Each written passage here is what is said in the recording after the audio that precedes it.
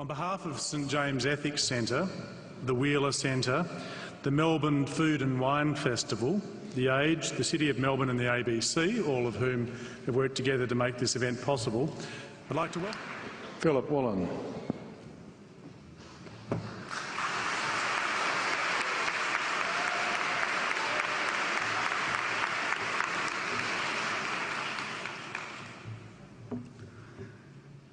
Le roi Lear, tard dans la nuit sur la falaise, demanda à l'aveugle Earl de Gloucester « Comment vois-tu le monde ?»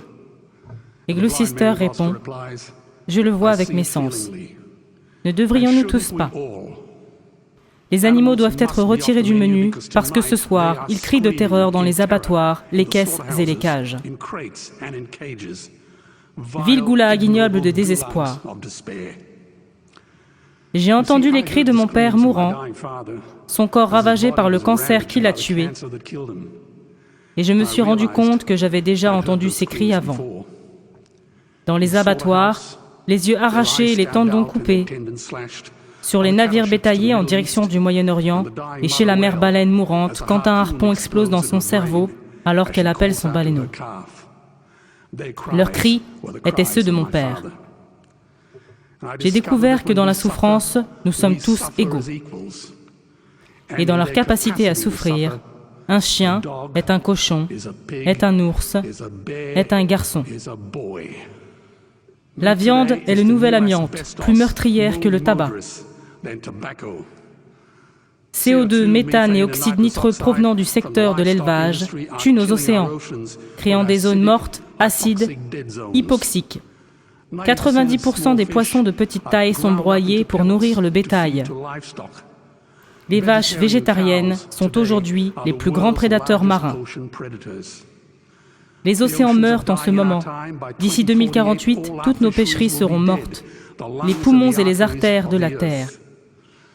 Des milliards de petits poussins sautillants sont broyés vivants, simplement parce qu'ils sont des mâles. Seulement 100 milliards de personnes ont vécu sur Terre, 7 milliards y vivent aujourd'hui. Et nous torturons et tuons 2 milliards d'animaux chaque semaine. 10 000 espèces sont anéanties chaque année par les actions d'une seule. Nous sommes maintenant face à la 6e extinction de masse de l'histoire cosmologique. Si un autre organisme agissait comme ça, les biologistes l'appelleraient un virus. C'est un crime contre l'humanité aux proportions inimaginables. Mais heureusement, le monde est en train de changer. Il y a 10 ans, Twitter n'était qu'un bruit d'oiseau. www, un clavier bloqué. Cloud était dans le ciel. 4G, une place de parking. Google, un rot de bébé. Skype, une faute de frappe. Et Al-Qaïda était mon plombier. Victor Hugo a dit « Rien n'est plus fort qu'une idée dont l'heure est venue ». Les droits des animaux sont aujourd'hui la plus importante question de justice sociale depuis l'abolition de l'esclavage. Il y a plus de 600 millions de végétariens dans le monde. C'est le plus grand que les États-Unis, l'Angleterre, la France, l'Allemagne, l'Espagne, l'Italie, le Canada, l'Australie et la Nouvelle-Zélande réunis. Si nous étions une nation, nous serions plus grands que les 27 pays de l'Union européenne. Malgré cette empreinte massive, nous sommes toujours étouffés par ces cartels tapageurs qui chassent, abattent et tuent, croyant que la violence est la réponse, alors qu'elle ne devrait même pas être une question. La viande est une industrie qui tue, les animaux nous et nos économies. Medicare, assistance médicale aux personnes âgées, a déjà ruiné les États-Unis. Ils auront besoin de 8 billions de dollars investis en bons du Trésor, rien que pour payer les intérêts. Et ils en ont exactement 0. Ils pourraient fermer toutes les écoles, l'armée, la marine, l'armée de l'air et les Marines, le FBI et la CIA. Ils ne seront toujours pas en mesure de payer. Les universités de Cornell et d'Harvard disent que la quantité optimale de viande pour une alimentation saine est précisément 0. L'eau est le nouveau pétrole. Les nations partiront bientôt en guerre pour elle. Les aquifères souterrains, qui ont pris des millions d'années pour se remplir, sont à sec. Il faut 50 000 litres d'eau pour produire 1 kilo de viande de bœuf. 1 milliard de personnes aujourd'hui ont faim. 20 millions de personnes mourront de malnutrition. Réduire la viande de seulement 10% nourrira 100 millions de personnes. L'élimination de la viande mettra fin pour toujours à la famine. Si tout le monde mangeait un régime alimentaire occidental, nous aurions besoin de 2 planètes Terre pour les nourrir. Nous n'en avons qu'une seule et elle est en train de mourir. Le gaz à effet de serre provenant du bétail est 50% plus élevé que celui des transports, avions, trains, camions, voitures et navires. Les pays pauvres vendent leurs céréales à l'Occident, alors que leurs propres enfants meurent de faim dans leurs bras. Et nous en nourrissons le bétail pour pouvoir manger un steak. Suis-je le seul à voir cela comme un crime? Chaque morceau de viande que nous mangeons est une gifle au visage baigné de larmes d'un enfant affamé. Quand je le regarde dans les yeux, dois-je rester silencieux? La terre peut produire assez pour les besoins de chacun, mais pas assez pour la cupidité de tous. Nous sommes face à la tempête parfaite. Si une nation avait mis au point des armes pouvant causer de tels ravages à la planète, nous lancerions une attaque militaire préventive et la bombarderions jusqu'à l'âge de bronze. Mais il ne s'agit pas d'un État dévoyé, il s'agit d'une industrie. Nous pouvons tout simplement ne pas l'acheter. George Bush avait tort. L'axe du mal ne passe pas par l'Irak, l'Iran ou la Corée du Nord. Il passe par nos tables.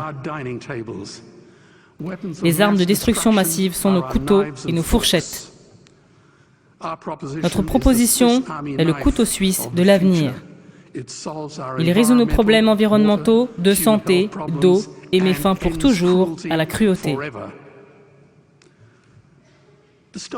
L'âge de pierre n'a pas pris fin parce que nous n'avions plus de pierre.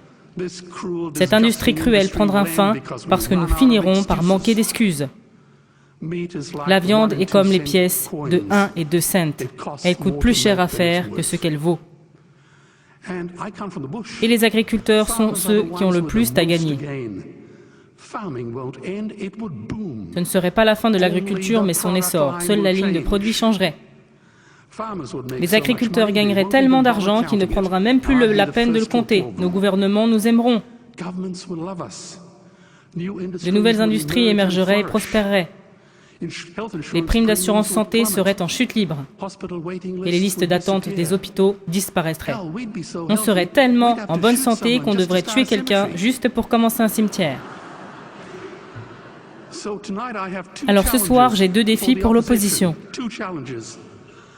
1. La viande provoque un large éventail de cancers et de maladies cardiaques. Vont-ils nommer une maladie causée par un régime végétarien? 2. Je finance la trilogie Terrien.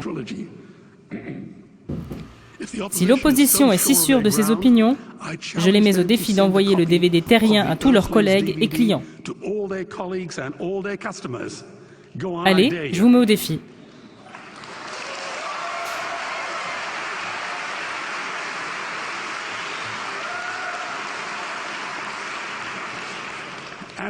Les animaux ne sont pas seulement d'autres espèces, ils sont d'autres nations. Et nous les assassinons à nos risques et périls. La carte de la paix se dessine sur un menu. La paix n'est pas seulement l'absence de guerre, c'est la présence de justice.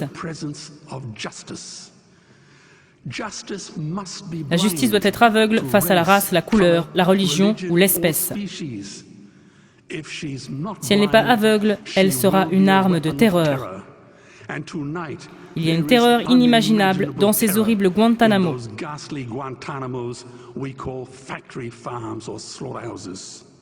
Si les abattoirs avaient des murs de verre, ce débat n'aurait pas lieu. Je crois qu'un autre monde est possible. Par une nuit tranquille, je peux l'entendre respirer. Retirons les animaux des menus et de ces chambres de torture. S'il vous plaît, votez ce soir pour ceux qui n'ont pas de voix. Merci.